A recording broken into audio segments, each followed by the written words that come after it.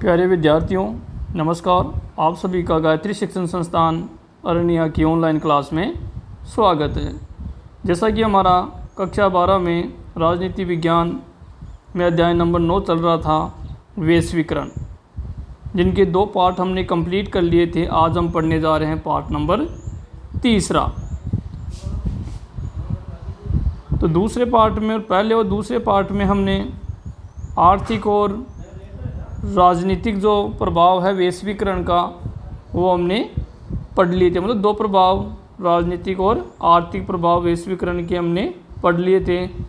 आज हम पढ़ेंगे सांस्कृतिक प्रभाव। कौन सा?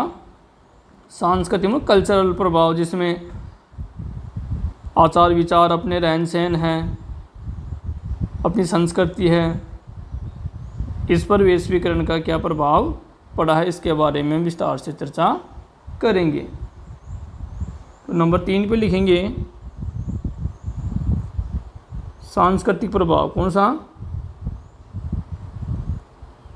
सांस्कृतिक प्रभाव।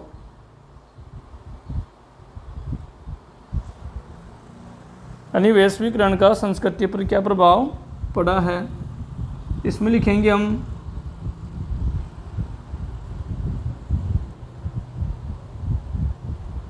वैश्वीकरण का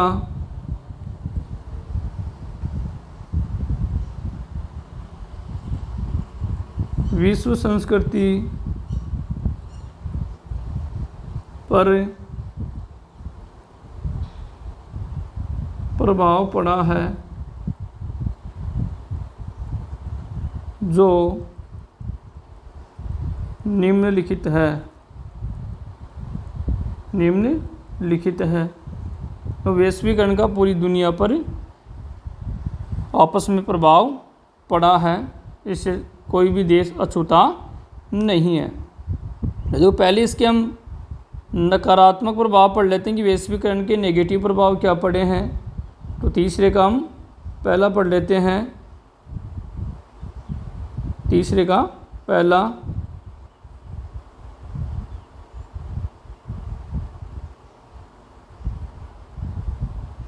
नकारात्मक प्रभाव। नकारात्मक प्रभाव।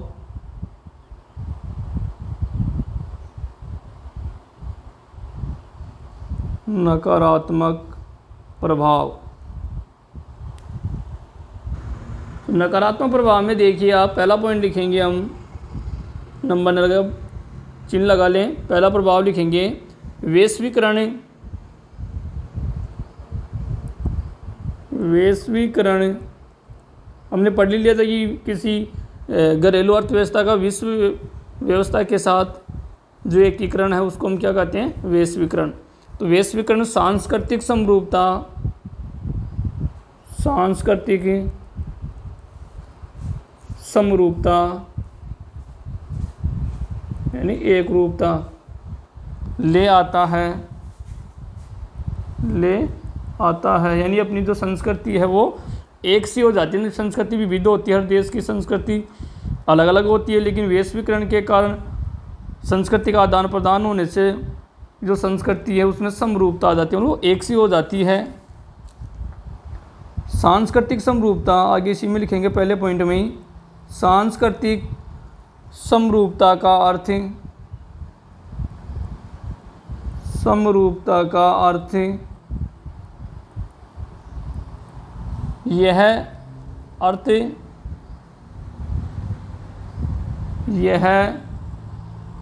नहीं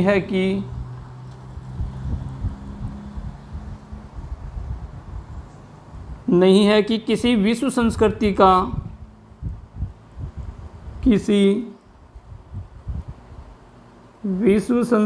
का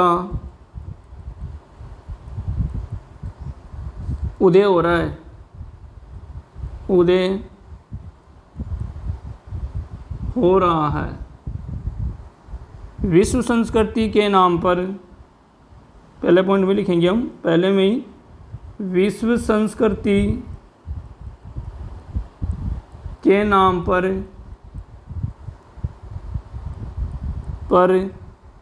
दरअसल यानी हकीकत में दरअसल शेष विश्व पर पश्चिमी संस्कृति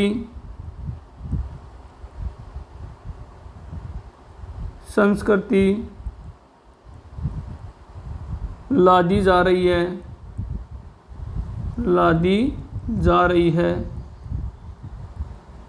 मतलब ज़बरदस्ती उन पर थोपी जा रही है। लादना का मतलब थोपना। तो इस विश्व संस्कृति के नाम पर कि विश्व की संस्कृति में समरूपता होनी चाहिए, या जो विकासशील जो देश हैं तो वो क्या है, थोड़े पिछड़े हुए हैं, उनका रहन सहन खान पान उनका तरीका उनसे अलग है विकसित देशों से। तो जो पश्चिमी सभ्यता के लोग जो विकसित देश हैं वो क्या चाहते हैं, अपनी संस्कृति को श्रेष्ठ बताते हैं। औपनिवेशिक काल में भी ऐसा ही इंग्लैंड था, तो इंग्लैंड ने भारत के ऊपर अपनी संस्कृति को थोपा, जो पहनावा था वो भी भारतीयों पर थोपा, यानी भारतीयों का जो पहनावा था, उनके बोलचाल का तरीका था, उनको वो अपने तौर तरीक़े से हीन मानते थे या कमतर मानते थे। यहाँ जैसे भारत की बात करें तो देखो अपने जो संस्कृति में है पहनावा अलग है, अपना खान पान अलग है, लेकिन वेस्टर्न कल्चर में जैसे फास्ट फूड वगैरह चलते हैं या कोट पैंट पहनना, ये वेस्टर्न कल्चर का तो हमने अपना लिया है। दूसरा नकारात्मक प्रभाव ये है, पहला तो क्या है कि विश्व संस्कृति के नाम पर शेष यानी पूरी दुनिया पर, यानी तो पश्चिमी सभ्यता मतलब तो पश्चिम के देश हैं, यानी विश्व के मानचित्र में हम देखें तो पश्चिम के देश हैं, चाहे यूरोप महाद्वीप हो चाहे अमेरिका हो, तो पश्चिम के जो विकसित देश हैं ज़्यादातर पश्चिम में, तो उनकी संस्कृति को विश्व संस्कृति के नाम पर पूरी दुनिया पर लादा जा रहा है। दूसरा पॉइंट लिखेंगे हम नकारात्मक प्रभाव में, कुछ लोगों का तर्क है कि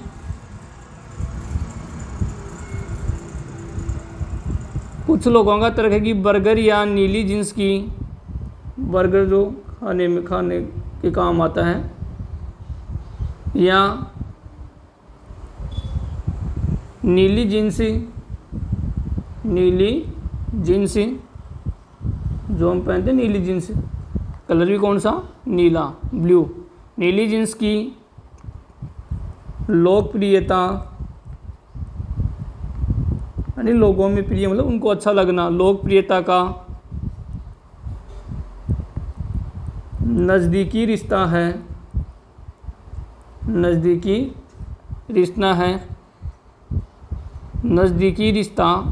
है कौन हटाएंगे, इसमें लिखेंगे आगे अमेरिकी जीवन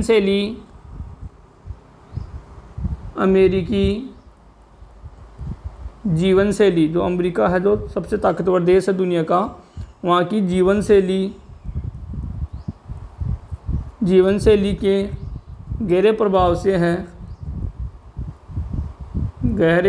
से है, यानी अमेरिका जो उत्तरी अमेरिका महाद्वीप का देश है, तो एशिया महाद्वीप के पश्चिम में है, तो पश्चिमी सभ्यता हो गई, तो वहाँ पर नीली जींस वहाँ की जीवन शैली का हिस्सा है। तो आज देखते हैं भारत में भी देखते हैं ब्लू कलर को, कि जो जीन्स है पैंट है उनको लोग ज़्यादा पसंद करते हैं, तो जीवन शैली के प्रभाव से है। क्योंकि दूसरा पॉइंट ही चल रहा है, क्योंकि राजनीतिक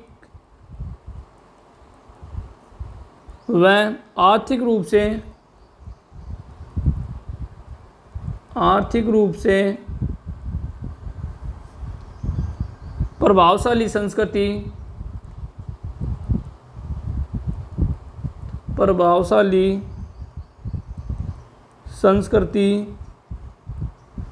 कम ताकतवर यानी जो कमज़ोर हैं समाजों पर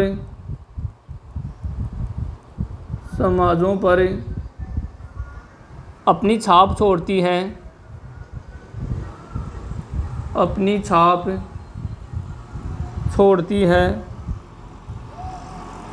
यानी जो कम ताकतवर जो देश हैं या उनके जो समाज है वो क्या करता है, उन पर प्रभावशाली जो संस्कृति है वो कम ताकतवर समाजों पर अपनी छाप छोड़ती है।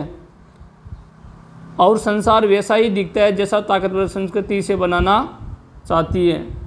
एवं आगे से हम लिख लेंगे, संसार वैसा ही दिखता है, वैसा ही दिखता है जैसा ताकतवर संस्कृति इसे बनाना चाहती है, जैसा ताकतवर संस्कृति इसे बनाना चाहती है, इसे बनाना चाहती है। तीसरा पॉइंट लिखेंगे हम,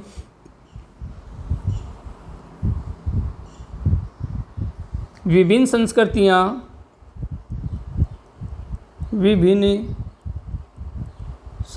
मतलब तरह तरह की, यानी हर देश की देखें तो अब देखो भारत की संस्कृति देखें तो हर राज्य की अलग अलग है, और राज्य में भी आपको जिलों के हिसाब से अलग अलग संस्कृति देखने को मिल जाएगी। तो पूरी दुनिया में विभिन्न देशों की संस्कृतियाँ कैसी हैं, अलग अलग हैं। तो विभिन्न संस्कृतियाँ अपने आप को प्रभावशाली अमेरिकी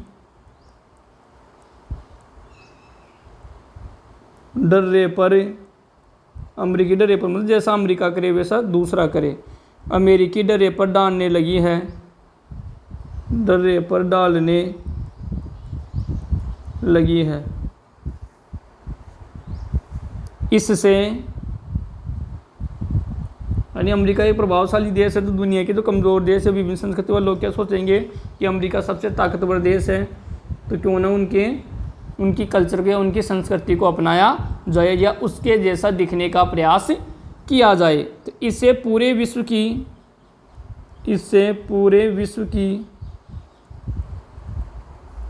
समृद्ध सांस्कृतिक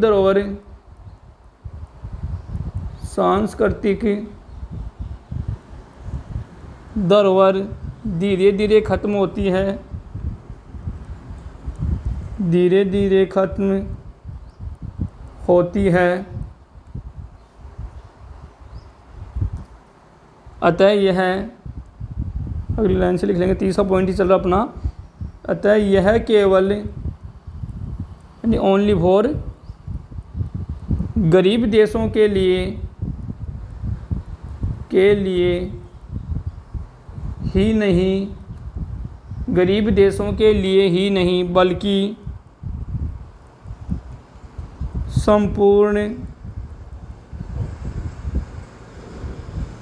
संपूर्ण मानवता के लिए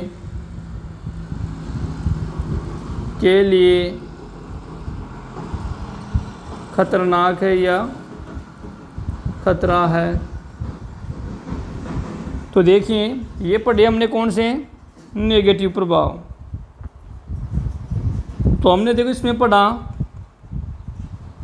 कि कुछ लोगों का तर्क है कि बर्गर या नीली जींस की लोकप्रियता का नज़दीकी रिश्ता अमेरिकी जीवन शैली के प्रभाव से, यानी आप ये फास्ट फूड है, ये क्या है, पश्चिमी सभ्यता का हिस्सा है। तो ये क्या करेंगे, तो प्रभावशाली संस्कृति को जो ताकतवर समाजों पर कम ताकतवर, जो प्रभावशाली देश है, अमेरिका का उदाहरण दिया है, तो जो दुनिया में कम ताकतवर देश हैं, समाज है, उन पर अपनी छाप छोड़ती है, यानी वो उस ताकतवर देश जैसा दिखने की कोशिश करता है।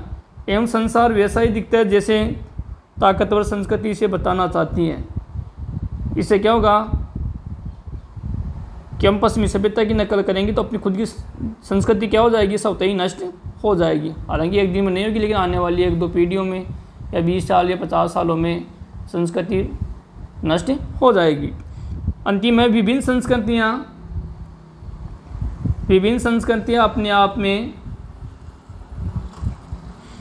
अपने आप को प्रभावशाली अमेरिकी डरे पर डालने में लगी है, डालने पर लिखेंगे यहाँ पर, डरे पर डालने में या डालने पर लगी है। इससे पूरे विश्व की समृद्ध संस्कृति धरोहर धीरे धीरे नष्ट खत्म होती जा रही है। कौन कह रहे हैं?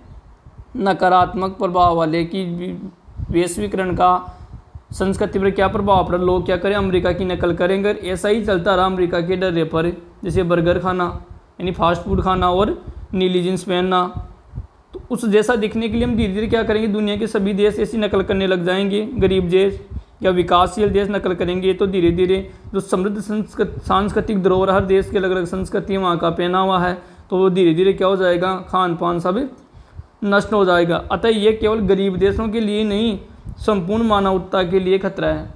इसके लिए संपूर्ण मानवता के लिए खतरा है। तो बिल्कुल सरल आप इसको समझ सकते हैं कि अमेरिका हो सकता है, ब्रिटेन हो सकता है कि दुनिया के पश्चिमी, इसमें अमेरिका उदाहरण दिया बाकी और भी जो देश हैं पश्चिम में, तो उनकी हम किसी न किसी तौर पर खान पान में, रहन सहन में, बोलचाल में हम उसकी नकल करते जा रहे हैं।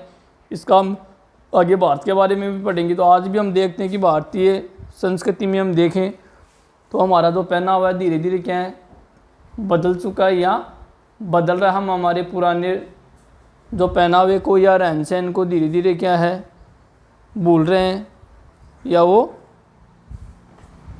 नष्ट हो रहा है। जैसा हम देख भी रहे हैं कि हम जीन्स है, टी शर्ट है या फास्ट फूड है, वो हमारी जीवन शैली का हिस्सा बन चुके हैं और हम अपने पुराने कल्चर को भूलते जा रहे हैं। जैसा मान लो पुराने समय में खाना खाते समय भारतीय लोग क्या करते थे, फर्श पर यानी ज़मीन पर बैठकर खाना खाते थे।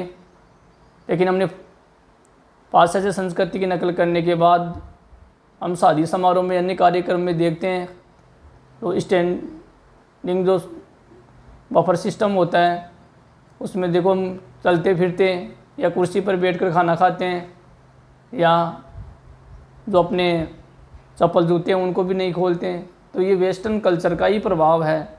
हम उन लोगों के जैसा दिखने का प्रयास करते हैं, लेकिन वास्तव में हम देखें तो क्या ये भारत की संस्कृति थी क्या? नहीं थी। लेकिन हम उन जैसा दिखने के लिए अब इनको हम चाहते हुए भी नहीं हटा सकते, क्योंकि ये हमारी जीवन शैली का हिस्सा बन चुके हैं। यही इसका पहनावे का अंतर है। जीन्स ये हमारी संस्कृति का हिस्सा नहीं थी, धोती कुर्ता पहनना या हमारी पगड़ी पहनना ये हमारी संस्कृति का हिस्सा था, लेकिन इसकी जगह भी अब वेस्टर्न कल्चर ने ले ली, यानी पश्चिमी संस्कृति ने या पश्चिमी सभ्यता ने इसका स्थान ले लिया। तो ये तो हमने भारत के संदर्भ में पढ़ा, लेकिन ये प्रभाव केवल भारत पर ही नहीं पूरी दुनिया पर पड़ा है कि दुनिया में अधिकांश देश जो गरीब है तो वो क्या करते हैं, अमेरिका जैसे ताकतवर देश की नकल करते हैं, उस जैसा दिखने का प्रयास करते हैं। तो ये गरीब देशों के लिए नहीं, संपूर्ण मानवता के लिए खतरा है। तो ये तो पढ़े थे हमने कौन से, नकारात्मक प्रभाव। आगे पढ़ेंगे हम सकारात्मक प्रभाव इस संस्कृति के। तो देखो अगला पॉइंट डाल लेंगे हम, दूसरा सकारात्मक प्रभाव। सकारात्मक प्रभाव इसमें पढ़ेंगे हम, पहले पॉइंट नहीं डालेंगे, पहले इसके बारे में लिखेंगे सकारात्मक प्रभाव। यह मान लेना एक भूल है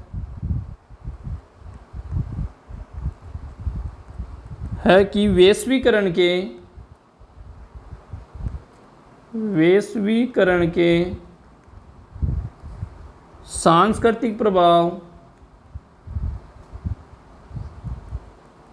सांस्कृतिक जो प्रभाव है, इफेक्ट है, प्रभाव केवल नकारात्मक है, केवल नकारात्मक है।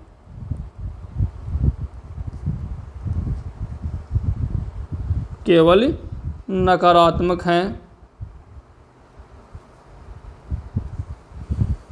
तो देखो इसमें ये कहा गया कि जो सकारात्मक बताने वाले क्या कहते हैं कि केवल आप ये मान लें कि जो संस्कृति के नकारात्मक प्रभाव पड़े हमने, तो केवल नकारात्मक ये हमारी गलती होगी। नकारात्मक तो है ही, इसमें कोई संदेह नहीं है, लेकिन केवल नकारात्मक अर्थात कि जो वैश्विक जो संस्कृति पर प्रभाव पड़ रहा है उसका नेगेटिव तो पड़ रहा है, लेकिन इसके साथ साथ सकारात्मक या पॉजिटिव प्रभाव भी पड़ रहा है। वो क्या है ये हम पढ़ेंगे। पहला पॉइंट पढ़ेंगे अब इसका सकारात्मक प्रभाव का। इसमें देखो सकारात्मक प्रभाव में, सकारात्मक में लिखेंगे हमें या इसके समर्थन में तर्क या इसके पक्ष में तर्क एक ही बात है। आर्थिक वैश्वीकरण से समृद्धि बढ़ती है। कौन सा पढ़े थे हम? सांस्कृतिक प्रभाव पढ़ रहे थे, तो सांस्कृतिक में हम सकारात्मक पढ़ रहे हैं। तो इसमें देखो सकारात्मक में कभी कभी बाहरी प्रभावों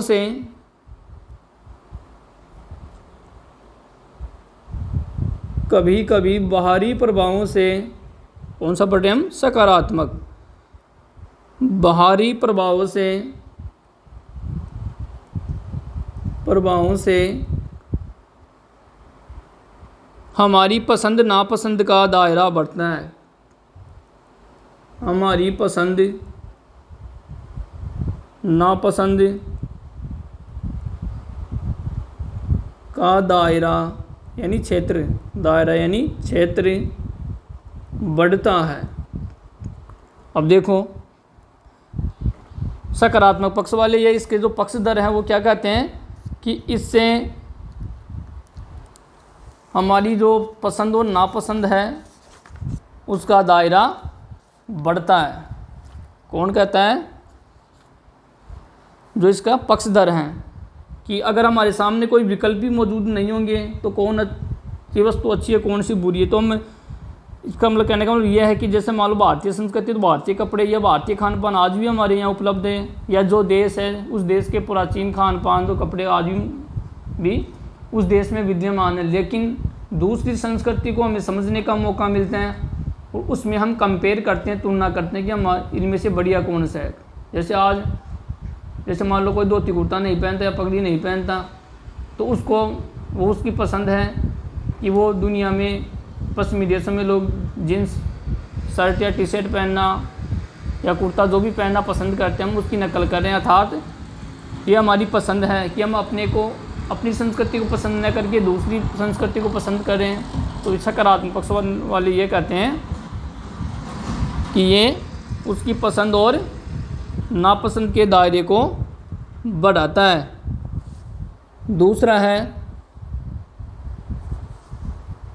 दूसरा पॉइंट है इसमें, तो देखो पसंद और नापसंद का दायरा बढ़ता है। अब इसमें उदाहरण भी है, जैसे दायरा इन क्षेत्रबद्ध से बर्गर के साथ साथ बर्गर पिज्ज़ा सुना होगा आपने, नाम ये खाया भी होगा। बर्गर के साथ साथ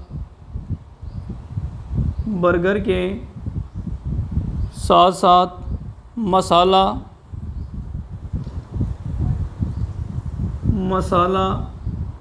डोसा हमारे खाने में शामिल हो गया है। हमारे खाने में शामिल हो गया है। देखो पसंद और नापसंद का दायरा बढ़ता है। जैसे मान लो हमने वेस्टर्न कल्चर का हमने बर्गर खाना प्रारंभ किया, अब बर्गर के साथ साथ मसाला डोसा है, ये हमने खाना प्रारंभ कर दिया। तो मतलब ये खाने में जो अपनी संस्कृति में जो खान पान वो तो खा ही रहे हैं, इसके साथ साथ हमारी पसंद बर्गर खाना तो वो भी खाने लगे हैं, या मसाला डोसा भी हम खाने लगे हैं। तो ये सकारात्मक प्रभाव हो गया कि हम अपनी जो देश में या जो अपना कल्चर है खान पान वो तो खा ही रहे हैं, इसके अलावा हमारी पसंद के अनुसार हम जो दुनिया में कौन कौन से जो व्यंजन चल रहे हैं उनको भी हम खाते हैं। तो अगला है, इसके परिणाम स्वरूप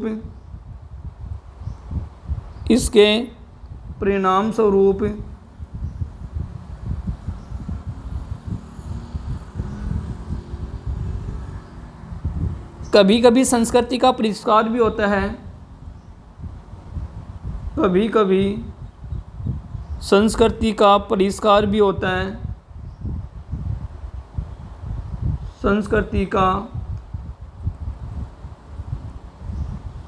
परिष्कार भी होता है। जैसे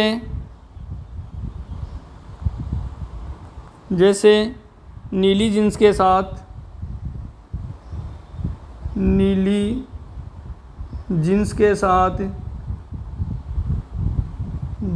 साथ खादी का कुर्ता पहनना, खादी का कुर्ता पहनना। अब देखो, नीली जींस के साथ साथ भी हमने पढ़ा कि ये कहाँ की जींस से लिखा है, सतह अमेरिका की नीली जींस। तो नीली जींस और खादी कहाँ का है, भारत का है। तो हम भी देखते हैं कई बार जींस के ऊपर कुर्ता पहनना, खादी कुर्ता पहनना भी से अपने जो राजनेता होते हैं या कोई शौकिया तौर पर नीली जींस के ऊपर कोई सा खादी का कुर्ता पहनते हैं। तो एक तरफ तो हमने क्या किया, नीली जींस जो हमारा कल्चर नहीं था, अभी हमने पढ़ा अमेरिका या पश्चिमी सभ्यता अमेरिका का कल्चर था, तो वहाँ से हमने नीली जींस पहनना हमें पसंद आई और हमने पहनना शुरू कर दिया। इसके साथ हमने खादी का कुर्ता पहनना प्रारंभ कर दिया। अब इसका प्रभाव क्या पड़ा, अभी पढ़ा हमने परिष्कार यानी शोधन करना। तो देखो इसमें खादी का कुर्ता, अब अमेरिका वालों ने देखा कि भारतीय लोग जींस के ऊपर कुर्ता पहनते हैं, उनको भी अच्छा लगा, तो वो क्या करते हैं, हमने उनसे जींस,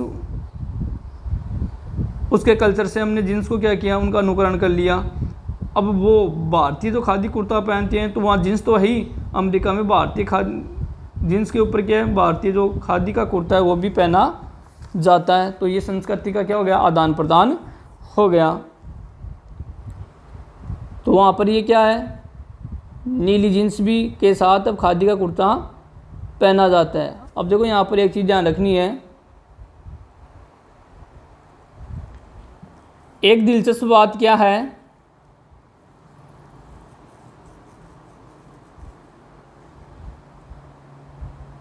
एक बात तो यह है कि आगे इसमें लिख लेंगे हम, ये उदाहरण हो गया, इसके बारे में आगे पढ़ेंगे हम कि जींस हमने कहाँ से लिया, अमेरिका के कल्चर से। तो आगे देखो हमने क्या किया,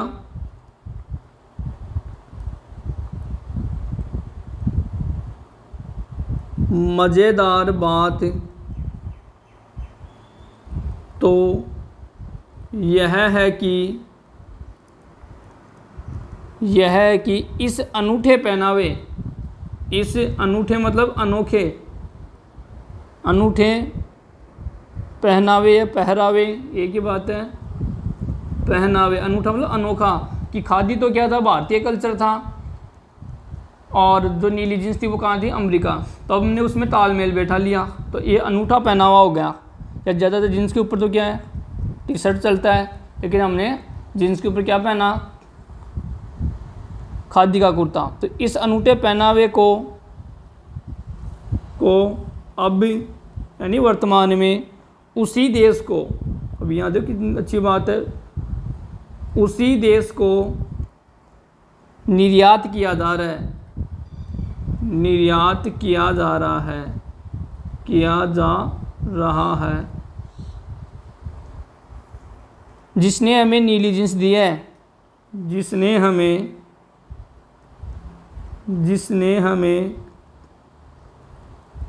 नीली जींस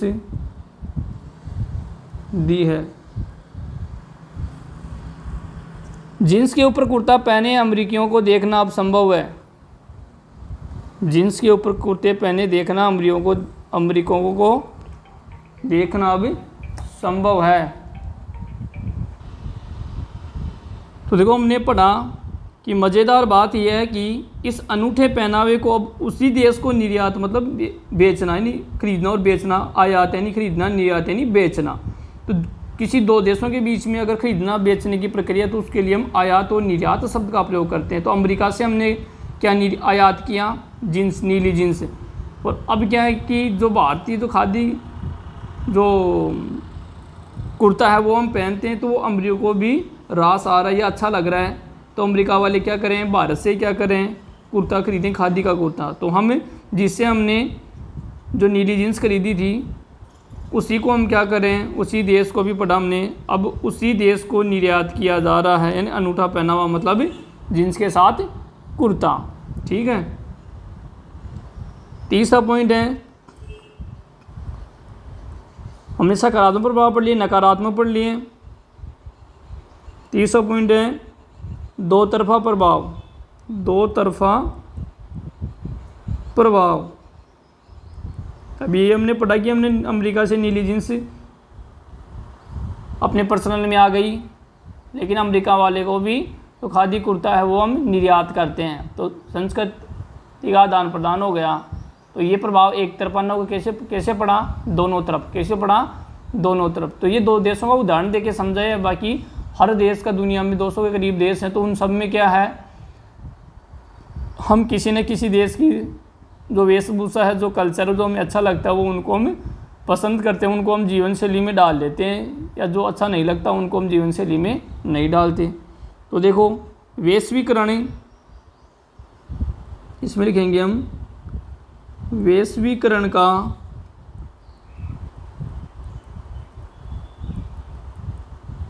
सांस्कृतिक प्रभाव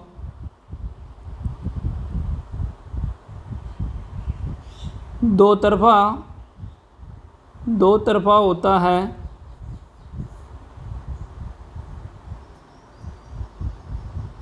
प्रभाव दो तरफा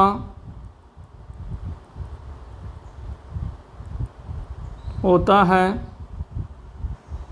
इसका प्रभाव दो तरफा होता है। इसका एक प्रभाव जहाँ सांस्कृतिक समरूपता है, सांस्कृतिक समरूपता है, तो दूसरा प्रभाव सांस्कृतिक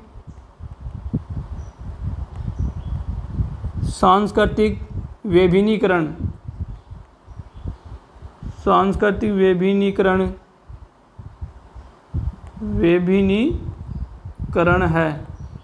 तो देखो जैसे हमने अमेरिका से नीली जींस अपने कल्चर में आ गई, तो उसका अमेरिका एक प्रभावशाली देश, तो उस जैसा दिखने के लिए हमने क्या किया, वहाँ की जो नीली जींस है उसको हमने पहनावे में शामिल कर लिया, तो ये समरूपता हो गई।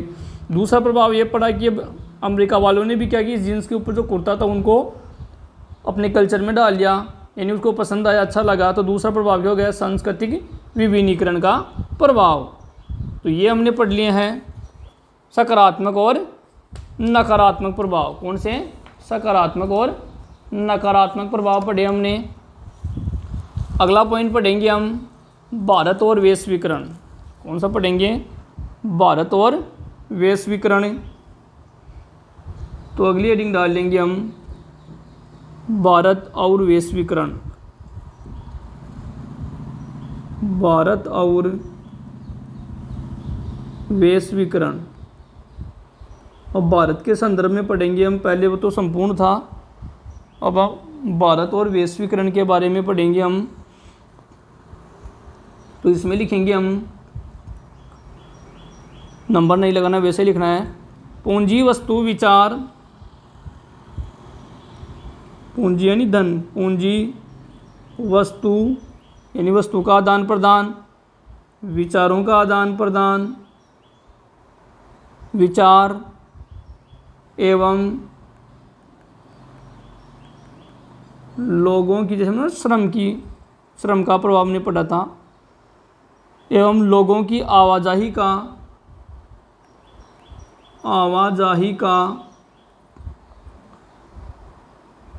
भारतीय इतिहास आवाजाही का भारतीय इतिहास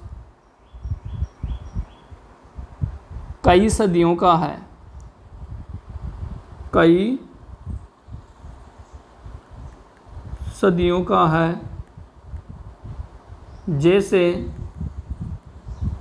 देखो हम प्राचीन समय से देखते आ रहे हैं, पूंजी का, वस्तु का, विचारों का या लोगों का आना जाना भारतीय इतिहास का कई सदियों का है। और वैश्वीकरण ना कि विदेशों में बनी पूंजी का प्रभाव, मतलब हमने पढ़ा कि कोई भी उद्योगपति है किसी दूसरे देश में जाकर पूंजी का निवेश करता है तो पूंजी का निवेश हो गया, यानी कोई भी उद्योग धंधे की स्थापना करता है। वस्तु का आदान प्रदान, विचारों का आदान प्रदान, जैसे हम पढ़ते हैं कि भारतीय राजाओं में जैसे अशोक ने विदेशों में बौद्ध धर्म का प्रचार प्रसार किया, या चीन से कई हर्षवर्धन के समय जैसे हैंगसोंग भारत में आया था, उन्होंने भारतीय की सामाजिक आर्थिक दशाओं का वर्णन उन्हें अपनी किताब में लिखा और वो चीन ले गया। तो इस प्रकार इन इतिहास के माध्यम से कविताओं के जो पुस्तकें हैं इतिहास में, तो इनके हिसाब से भी क्या है, एक से दूसरे देशों की संस्कृति का आदान प्रदान होता है। तो कई सदियों का रहा है। जैसे अब लिखेंगे हम नंबर 1, औपनिवेशिक दौर में, हम भारत के संदर्भ में पढ़ रहे हैं, तो औपनिवेशिक दौर में, औपनिवेशिक मतलब जिस समय भारत पर अंग्रेजों का शासन था, दौर में ब्रिटेन के साम्राज्यवादी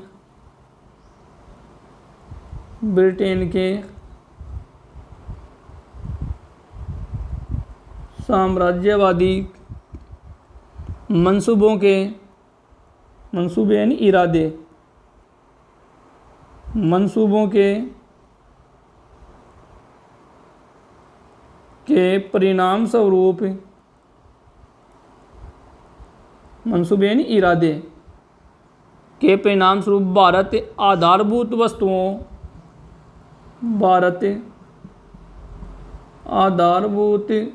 वस्तुओं यानी बेसिक, जैसे मान लो किसी उद्योग को चलाने के लिए कोई कच्चे माल की आवश्यकता होती है, जैसे मान लो सीमेंट के लिए मान लो चूना पत्थर है, तो चूना पत्थर क्या हो गया, आधारभूत हो गया। हमने लोहा जैसे लोहा है, तो लोहा क्या है, एक आधारभूत उद्योग है, क्योंकि कोई भी वस्तु है, कोई भी मशीन है, वो किससे बनती है, लोहे से बनती है। तो इस प्रकार भारत आधारभूत वस्तुओं, इन जो प्राथमिक वस्तुएं हैं, बेसिक हैं, एवं कच्चे माल का वस्तुओं एवं कच्चे माल का निर्यातक,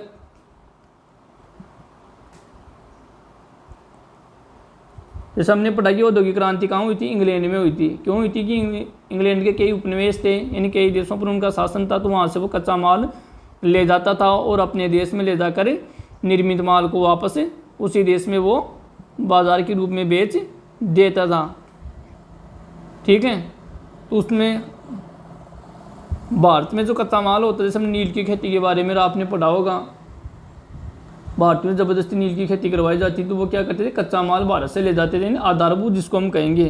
तो वस्तुएं कच्चे माल का निर्यातक था भारत, यानी दूसरे देशों को बेचता था, वो निर्यातक था। एवं बने बनाए सामान का आयातक देश था, एवं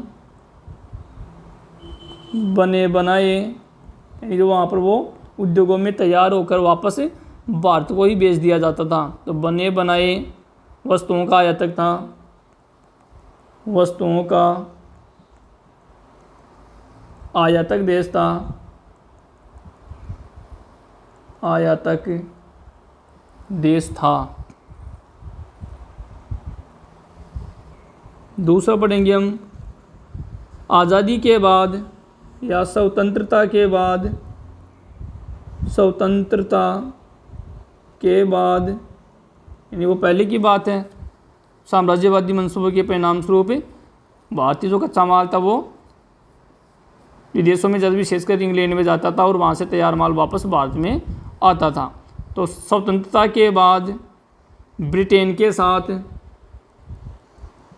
ब्रिटेन को इंग्लैंड भी कहते हैं, ब्रिटेन के साथ इन अनुभवों से सबक लेते हुए, इन अनुभवों से सबक लेते हुए हमने फैसला किया, हमने या भारत ने, हमने मतलब भारत ने फैसला किया कि दूसरे पर निर्भर रहने की बजाय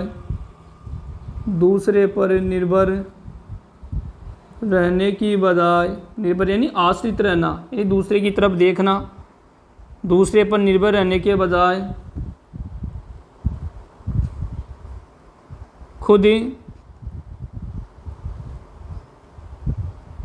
खुद सामान बनाया जाए,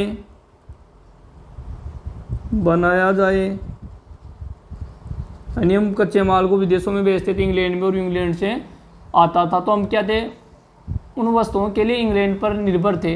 अब ऐसा नहीं है, अब हमने फैसला किया कि हमारे पास कच्चा माल यानी आधारभूत जो प्रोडक्ट कच्चा माल हमारे पास उपलब्ध है, संसाधन हमारे पास उपलब्ध है, तो क्यों ना हम उद्योगों की स्थापना करके अपने आप में आत्मनिर्भर बने, उन वस्तुओं को दूसरे देशों से हमें आयात न करना पड़े, हम अपनी आवश्यकताओं की पूर्ति से हम करें, और जो शेष अतिरिक्त वस्तुएं हैं उसको हम क्या करें, विदेशों में निर्यात करें।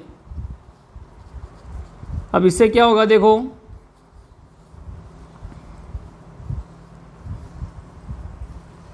अपने उत्पादक चीज़ों को इस संरक्षणवाद से कुछ नई दिक्कतें पैदा हुई। इस संरक्षणवाद से, अगली लाइन में लिखेंगे दूसरे पॉइंट में ही, इस संरक्षणवाद से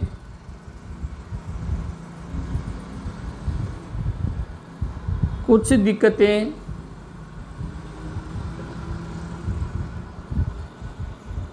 पैदा हुई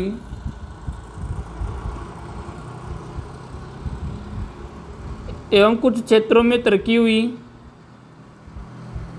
कुछ क्षेत्रों में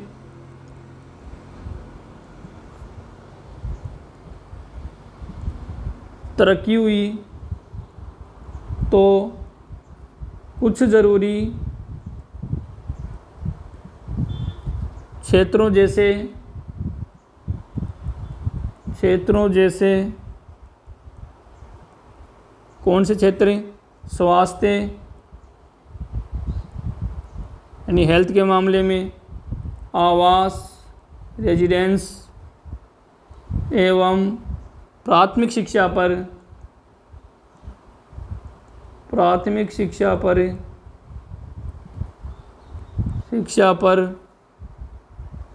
उतना ध्यान नहीं दिया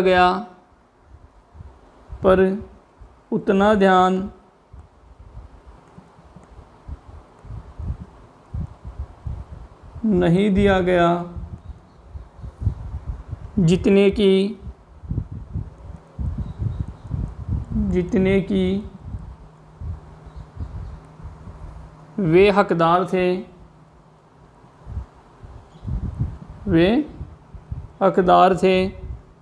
भारत में आर्थिक वृद्धि की दर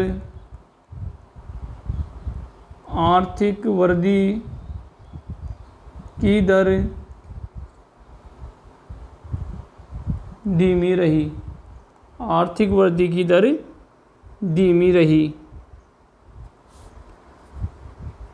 अगला पढ़ेंगे हम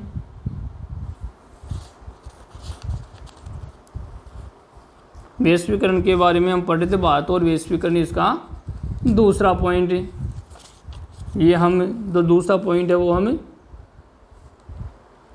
नेक्स्ट वीडियो में कवर कर लेंगे हम। यह हमारा वीडियो काफ़ी लंबा हो सकता है, तो इसमें हम क्या करें कि भारत और वैश्वीकरण है, पहले इसको कंप्लीट कर लेते हैं, फिर बाद में एक पॉइंट और बचेगा जिसमें है भारत और वैश्वीकरण का प्रतिरोध। तो इन दोनों को हम अगले वीडियो में कवर कर लेंगे। धन्यवाद।